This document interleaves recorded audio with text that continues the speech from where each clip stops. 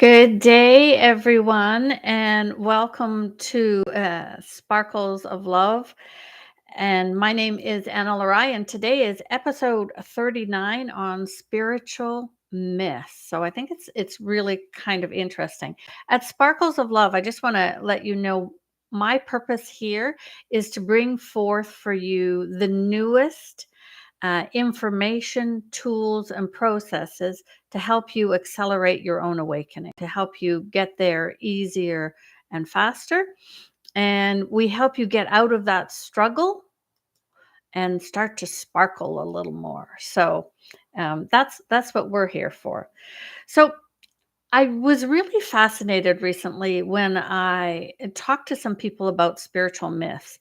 And I realized that there are a lot of myths out there around spirituality. And so I asked the group, what are the ones that you um, believe in or have heard? So as you're coming on, those of you that are joining me live, if you want to type in any of the myths you've heard or heard of, that would be helpful. So I think that you're gonna some of these are really pervasive, and lots of people go by them, and others are a little more rare. But what happens is, I think that the myths around spirituality is misinformation. It was information that was either, yeah, kind of like, I'm going to give you some examples in a minute. Like, it is like beliefs you have that people have told you, spiritual do's and don'ts and things like that. But what they're designed to do is to keep us small, to keep us more limited. They keep you in a little bit of fear, even though you don't think of them as being fearful. And I think that that's why they're problematic. Okay. So let me go through a series of them and we can talk about them a little bit, because it's really important to start to be aware of them. Okay. So, one that I know lots of people have heard before, and many people have always believed this. I have never believed it, but most people on their journey do, is that the more light you carry, the more the dark will come after you, or the more the dark will attack you. Okay. So that is what I call a spiritual myth, because it's not true. It's certainly not been true in my experience. But a lot of people, they have that belief. And what does that belief do then? It keeps them from moving forward on their journey, because they're afraid they're going to be attacked if they hold too much light. So hi, Monica and Christian and Paula. Thanks for being here. Another one I hadn't heard until someone told me, and apparently quite a lot of people have this one, is celibacy is required to ascend. Okay, absolute myth. Absolute myth.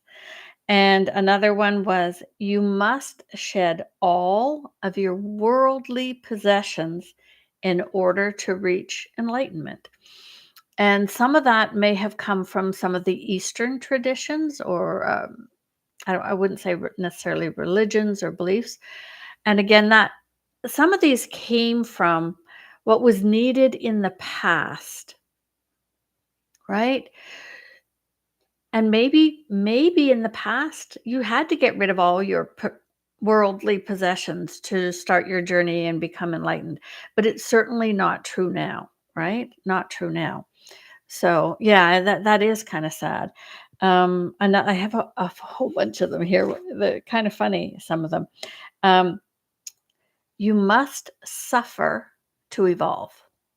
Anybody heard that one before? You must suffer to evolve, and life is suffering, right? So the only way to grow spiritually is through suffering. Again, that's not true. That is absolutely not true anymore. So when I'm saying they're not true in this day and age, that's not true. Oh, you've heard all of these. Yeah, okay. Another one, and this one I think is quite interesting, is that happiness is an illusion, and happiness is only for fools. And so people, yeah, the nuns thought this way. Yeah. around the happiness or the suffering. I guess they're two sides of the same coin. So if you have to suffer and happiness is an illusion, think how that limits you, right? Because if our natural state on our spiritual journey, if our natural state is joy and peace and happiness, right? That's our natural state of being when we're not in polarity, then it is, if we're taught that that happiness is an illusion and you have to suffer, then anyone wanting to go on their journey is going to do it through suffering, right? So it keeps you in a lower vibration. Yeah. I've heard them, but I didn't really think that they were saying, yeah, oh, so both. The nuns said the suffering and the happiness, and they seem miserable. Yeah. Because it's, if you have joy, then how can you be spiritual? And that was another myth is, oh, wait, I've got another page here. That one was, oh, that you have to be serious when you walk your spiritual path, right? That joy and happiness are a contradiction because you have to be serious. This is serious business, right? So think about it though. If you didn't want people to return to their natural state, if you didn't want them to step into sovereignty and peace and be happy, so because when you're those things, you're not controllable, then you create happiness as an illusion, right? Or it's only for fools, and that you have to be serious and you have to suffer. Okay. And people buy into it. Um, I like this one because this one applies to me. Spiritual people are weird, crazy, or both, right? Anybody heard that one before? Oh, those woohoo people, those spiritual people, they're kind of kooky, right? So, and maybe we are in our own way, but I'm okay with that. I'm absolutely okay with that. You can't, another myth, you can't access your spiritual self while still identifying with your physical body. And again, I think that's a belief more in one of the Eastern um, philosophies. So you have to disassociate from your physical body. Again, putting us into separation and polarity, right? Oh, another one, tree hugger hippie. Yeah. Okay. So if you know any spiritual myths or strong beliefs that lots of people in the spiritual community hold, we can take a look at them here today. Let's see, what was another one? Uh, oh, this one, and I'm probably going to trigger some people on this one because this one's a biggie. The light has to battle the darkness. How many of you have heard that from other people or other teachers, that the light has to battle the darkness? Anybody else? Yeah, that's a pretty big one because there's lots of people out there and lots of teachers and websites where they are all about battling the darkness, right? And I don't agree with it either, Monica, because what it is, when you look at that, the light battling the darkness, and I know when I started my journey that I was taught that the light is there to battle the darkness. But as I evolved and expanded my consciousness and moved into the higher vibrations, I realized that what that belief does and that process is it keeps us in separation. It's us against them, right? It's not we together, it's two thems, right? So Paula heard it too, but didn't luckily agree to it. And when you say I use it to your advantage, what do you mean by that, Monica? So light and darkness are just two sides of the same coin, right? And it's really all about moving into unity consciousness and oneness. But the more we hold that we have to battle and win over the darkness, the more we stay in separation. So it continues the cycle, which is really intriguing on some level. Uh, so, another spiritual myth is that you have to clear all of your karma to move forward. Now, I would say that clearing your karma is a good thing. And my guides don't call it karma, they call it past life energetic residue. So it's the residue or the unresolved issues from other lifetimes.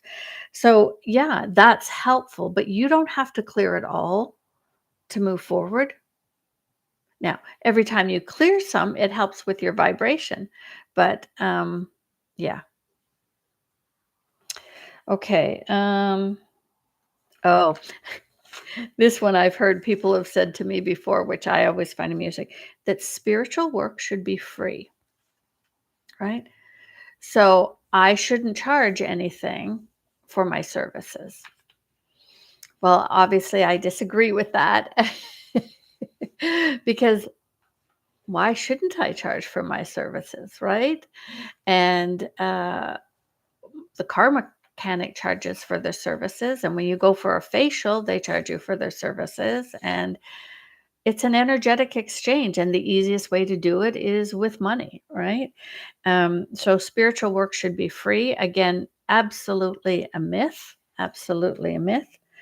Another myth, and this falls more under the religion piece, but God is judging. God is judging you all the time. And we're going to have judgment day when we pass or when we die.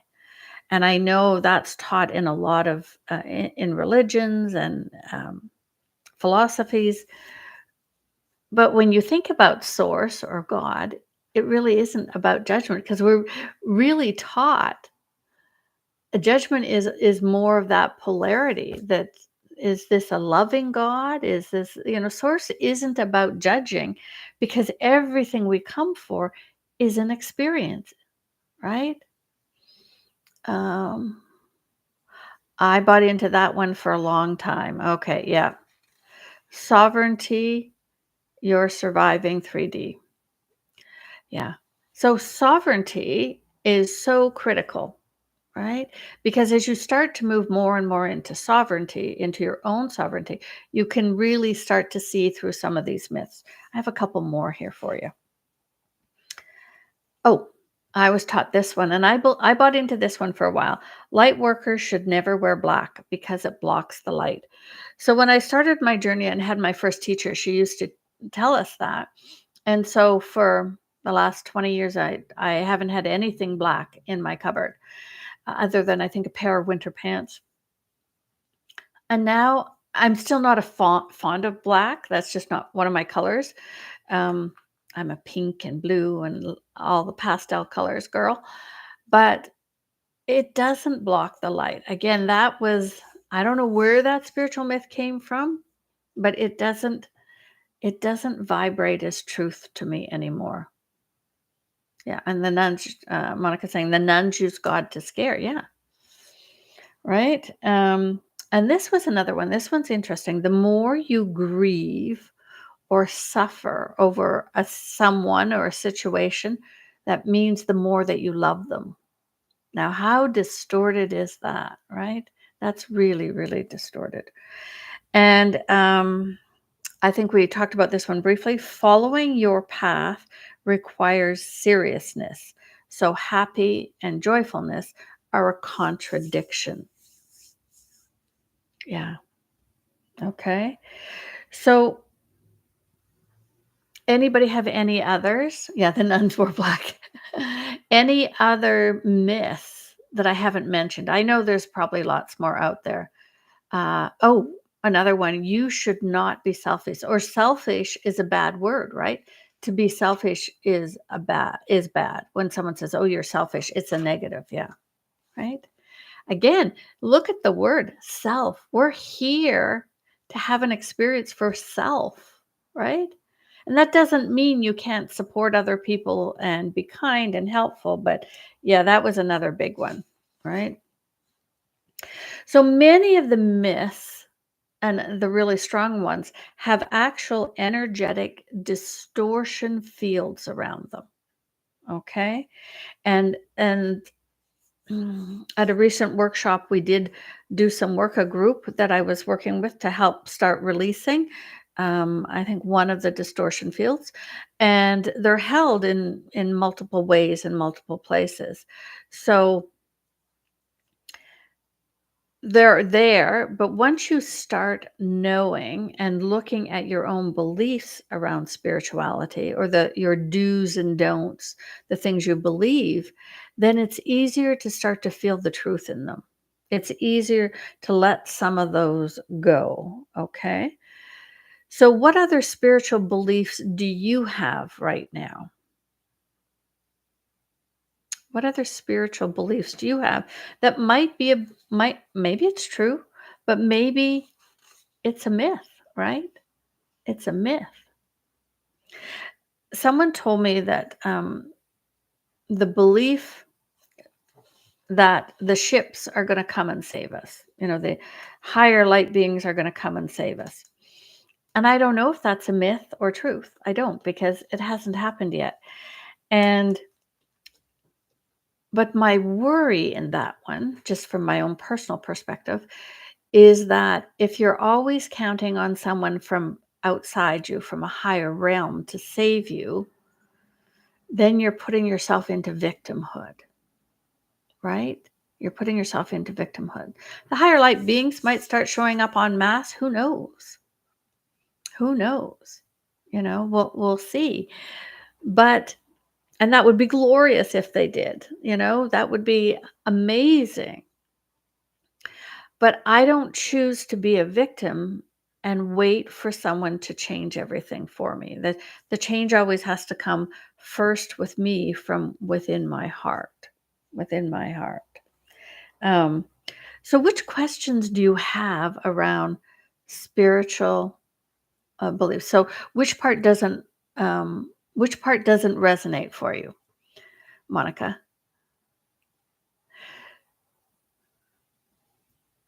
So, selfish in our language, in English, is seen as a negative word. But what if it wasn't? What if that was another myth that it's okay to to look after self? It is okay to put yourself first.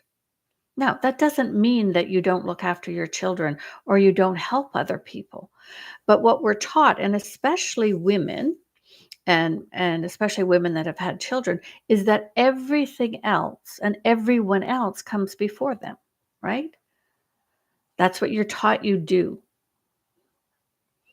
But is that really why we came? Is that giving you the experience that your soul requires? And yeah, sometimes you help other you look after people and you're not first. You've got an ill child or an ill parent or something's come off. So but it isn't a negative. And in our language and in society, it's selfish is seen as a negative. And I don't see it that way. It's okay to be sovereign. It is okay to put yourself first, right? And that's a big hurdle for lots of people. That's a big hurdle for lots of people. All right. So, which other questions do you have about spiritual myths? And like I said, if you're listening to this at a later time, feel free to write them in. I think the more that we recognize what some of the big ones are, the easier it is to move forward on our journey and let go of some of those distortions, right? That, things like you have to battle the dark, or that the dark is going to come after you the more light you hold, or, that following your path, you have to be serious and it has to be all suffering, all of those things. Yeah. So, all right. So, I just want to share with you a couple of things that are up and coming with Sparkles of Love. And we have next week on Wednesday, the 11th of June, will be the advanced opportunity on the full moon. And this time, the topic is called Changing Seasons in Spirituality. So, I can't tell you any more than that. I have a topic, but it feels like it's going to be pretty important. Okay. And if you're visiting my website, sparklesoflove.love, yesterday we put some of my energetic artwork pieces on sale. And do I have one of them here? I might even have one here to show you. I think this is one on sale. And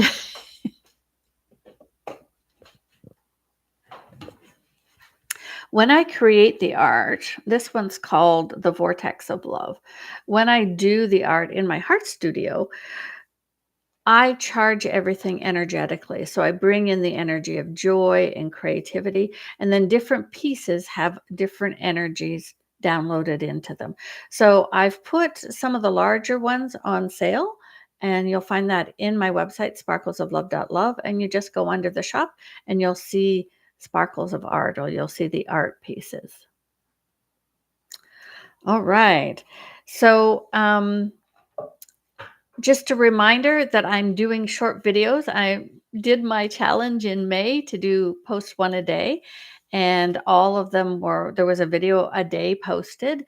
And I'm open to any topics you'd like to hear about, little snippets for the 2 minutes, and I'll continue to do those. So, thank you so much for listening. And if you enjoy my videos, please like and subscribe, and then you'll get notified when we're on. And next week, I don't know what I'm doing here. All right. Does myth mean that it's wrong, or does myth mean it can be partially true? Oh, that's a great question. Thank you. It could be partially true. Okay. I think that some of these came from truth in the past, what was needed in the past, right? But a lot of them were designed to control, right? That you had to shed all your worldly belongings, that you had to suffer, that if you were spiritual, you were weird and you had to battle the darkness. So I think that there might have been at some point some reason for them. And but you want to go in and feel in your heart, is that true for you? Where you are on your journey, is that true? And all the ones that I read to you already that I shared, for me, are not true. I know them to be not truth. And I don't know that any of them are even partially true for me. I guess that's when you have to decide on your own. Um, but just remember that if you are believing some of these spiritual regulations, myths, stories, then you may be limiting yourself. You may be limiting yourself. And that's up to you. Maybe that's part of your journey. Okay. All right. Thanks, everybody, for being here. I hope you have a great week and weekend. And I will see you next Thursday on the 12th of June. Bye for now.